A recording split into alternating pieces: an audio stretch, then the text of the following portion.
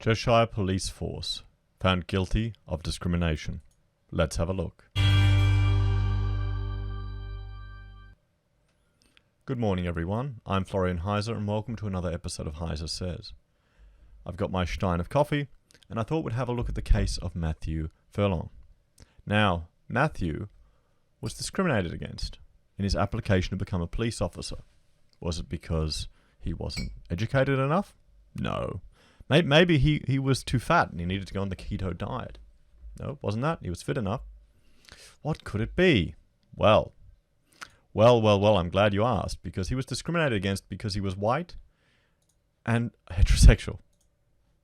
You know, I looked at this back in February, and I'll put a card to that below, and it's now come out that the police force discriminated against him. So this is fantastic news. This is good news. This is what we want to hear. So he has a degree from Lancaster University and had shone in his application and interview. Now a tribunal has ruled in his favour. Well, that's good. I mean, you wouldn't want people like that on your police force, would you? Fit, young, healthy men. It's just crazy. It's just crazy. But we're living in clown world. A would-be police officer whose application was rejected because he is white and heterosexual is finally allowed to become a copper after a force accepted it had discriminated against him. Would you even want to be a police officer anymore, having gone through this process? I imagine that would just destroy your passion for it. Matthew Furlong from Fordsham will join Cheshire Police, following in the footsteps of his detective father, Liam, 52. The graduate, who has a degree in particle physics and cosmology. He has a degree in particle physics and cosmology, and he didn't get in. I mean, what is going on here, guys? Isn't this just insane? But he didn't fill a quota. He didn't tick a box. You know what it is? He's probably too smart. He would see through all of the PC BS. Because I over a year ago now, I did a video where a police officer was offended by someone's comments on Instagram, so that person was deemed to have committed a racial hate crime and had to wear an ankle bracelet and pay a fine because that police officer was offended. So do you think someone with a degree in particle physics and cosmology from Lancaster University would fall for that? I don't think so. So he was turned down by the Cheshire Police. His father, a serving Cheshire Police officer, he really did want to follow his dad, complained, and an employment tribunal ruled earlier this year that Furlong Jr. had been discriminated against on the grounds of his sexual orientation, race, and sex. That is, well, that's just what's happening here, isn't it? That's just what's happening here, guys, because it is crazy. It really is insane what is going on with this stuff, because we don't need it.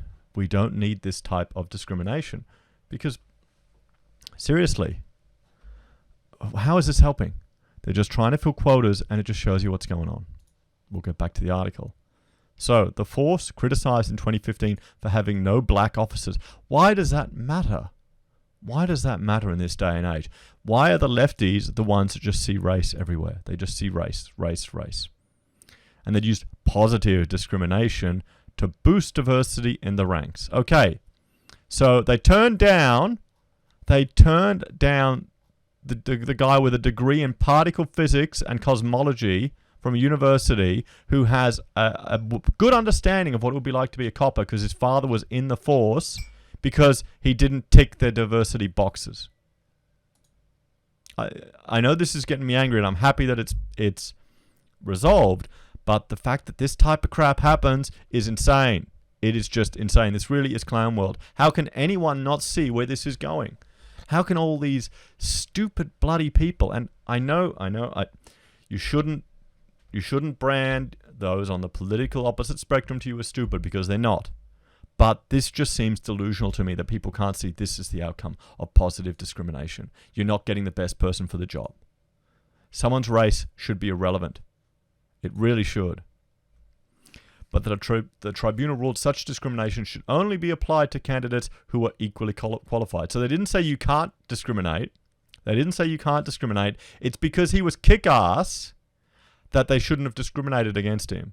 So say if I went forward and the other guy standing next to me just happened to be a different race, but we're both all equal in all ways, because he will, tick a quota box, he'd get an advantage. How would that make you feel if you went in, if you were just a quota filler? Let me know in the comments, guys. Following the landmark case in February, solicitors acting for Mr. Furlong have announced that as part of their settlement, their client will join Cheshire Police on September 14 as a student officer. Well, he's going in. Wow. He's going in. Good on him. Good on him. In a statement, I wonder, will this affect how he's acting in the police there? Will it affect what happens? I hope they don't harass him. I hope they don't gang up on him. I can see that happening. What do you reckon? All the social justice. If he has like a female police commander that makes it part of their requirements, at least they do in London. Bloody hell. In a statement following the tribunal's ruling in February, Matthew Furlong said, "My dad has served more than 20 years with Cheshire Police, and I've always wanted to follow in his footsteps ever since school. Not just anywhere, but in the place I grew up." So he wants to work in his community. I mean, this guy is a role model to other young kids. But anyway, that's not... He didn't tick a quota box. Okay, social justice warriors, this is the future you want. This is the future you want. The people who interviewed me said it was refreshing to meet someone so well prepared and that I couldn't have done more. I was on cloud 9. I mean, anyone who's been in an interview like this knows how stressful it is. Okay, I had to do the same thing to register as an architect. You had to sit down in front of a panel of people, and they shot questions at you and ran you through scenarios. It's gut-wrenching. It really is. And I passed, but I got one thing kind of, I could have been more right at the end, and I was drinking myself into oblivion back then when the test results came out, and I was one of the last ones to find out I passed. And then I told the person who interviewed me that years later, and he laughed his ass off. It made him feel really happy. Anyway, when I found out what had happened, I was shocked. Well, mate, you're getting red pilled there really hard, aren't you? I really didn't know what to make of it, because I automatically assumed a body like the police couldn't possibly have made that kind of mistake. Well, yeah, you're learning a little bit about your country there, okay? You're learning a little bit about your country. Just look at what Khan has done all for Trump's visit. It's all about virtue signaling. It's all about optics. It's not about outcomes. Or not about the best outcomes for the people. It's about optics. Your civilization's going down the toilet. If you follow this path, it's going down the toilet. It has completely shattered my confidence in the police force recruitment system. Yeah, it should. It should. There should be a royal commission into how this could happen. And the people who've made these decisions should be fired. And the policy should be changed. Positive discrimination is discrimination. Just because you stick the word positive on there doesn't make it any better. Not at all. The irony of the whole thing is that throughout the whole process, I was required to demonstrate my honesty and integrity, and they've completely undermined that. Well, yeah. Had I lied on my interview form and said I was bisexual, for instance, there's a strong possibility I would be working for Cheshire Police now based on a lie. Oh boy, why does that make any difference? Okay, so you can bond with the people that you're arresting if you happen to, have the same sexual orientation. Why the hell does that make any difference? Can someone let me know in the comments, please? Please, if you're bisexual, do you care about the police officer's orientation when they're giving you a ticket? No. At least I don't. I hate them all the same. Or I say, sorry, sir or ma'am, I was talking on my phone in my car. I know it's wrong. I've got no excuse. I apologize. Okay. I absolutely agree that a force should represent the equality and diversity of the community it serves. Oh, mate, you've been cucked. You've been cucked. No, it shouldn't. The force should be non-political, and it should represent the best, those that are the fittest and best able to do the job to serve the community well. That's what it should represent. You've got a duty of care and responsibility to the community. It's not about representation. The fact that that line that he's put out there, that's concerning. That just shows you he's drank the Kool-Aid. He hasn't got red-pilled enough.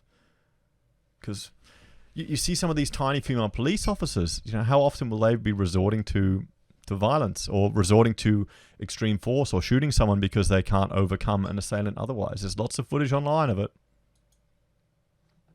So he continues, but that must be achieved legitimately and without discrimination against anyone. Yeah, well, yeah. Okay, so he's got a half right. I think the diversity and equality is irrelevant. You need the best outcome for the best people for the job and the best people to serve the community. Because they are given a wealth of responsibility. They are given a wealth of responsibility. They have a burden they have to take on their shoulders, and you want people that can handle it. So it felt to me like this was putting a sticky plaster over the problem rather than addressing the root cause. Well, yeah. Yes, and that's a Band-Aid. A Band-Aid for all of us, not in the UK. Sticky plaster. Who would call it that? Bloody English. Come on, your language needs to learn. Should have accepted more German words. Deutschland. It was a step too far and ultimately was a disproportionate response to the underlying issues. No, it's not. It's exactly what they wanted to achieve. They didn't want less white men in there because race is all that matters to these people. Ticking quota boxes is all that matters. I'm not the only person who's been affected by this. There are many other white heterosexual males who undoubtedly left the whole interview process with the impression that they weren't good enough when in fact many were. And they didn't have a dad in the force who'd worked there for 2 decades that could push the wheels internally. Okay, so there's a bit of nepotism there. Not that I mind, but, he's made a good point. In addition, I worry for the candidates who have been appointed, as they may question whether they were appointed based on merit or whether they simply had a particular protected characteristic. Yep, yeah, that's it. Guaranteed. Guaranteed. You're going to have unfit cops, unfit police. And they want that. They want these weak, social justice-driven police officers because they can then use them to apply force to the masses, use them to crush free speech, knock on, Count Dankula's door, arrest old ladies because they're pointing out what's happening at Speaker's Corner. Yeah, they don't want police that can think. They don't want police that can think. I'm delighted that the tribunal found in my favour, and I hope it will prevent the same thing from happening again. But I don't know what I want to do now. Good. I hope you tell him to get stuffed, mate. I really do. If I applied again and did get in, I would worry that the same issue could arise if I went for a promotion. Yes. Yes, you're right. It probably will. It has certainly made it very difficult for me to continue down that path. Yeah. I mean, look, this is not some rinky-dink police force. Look at the size of the infrastructure there. As part of the settlement, Mr. Furlong has agreed not to comment further following him finally being accepted for the force. Sorry about that, guys. Oh, that's a shame. Of course, they want to put a gag order on him.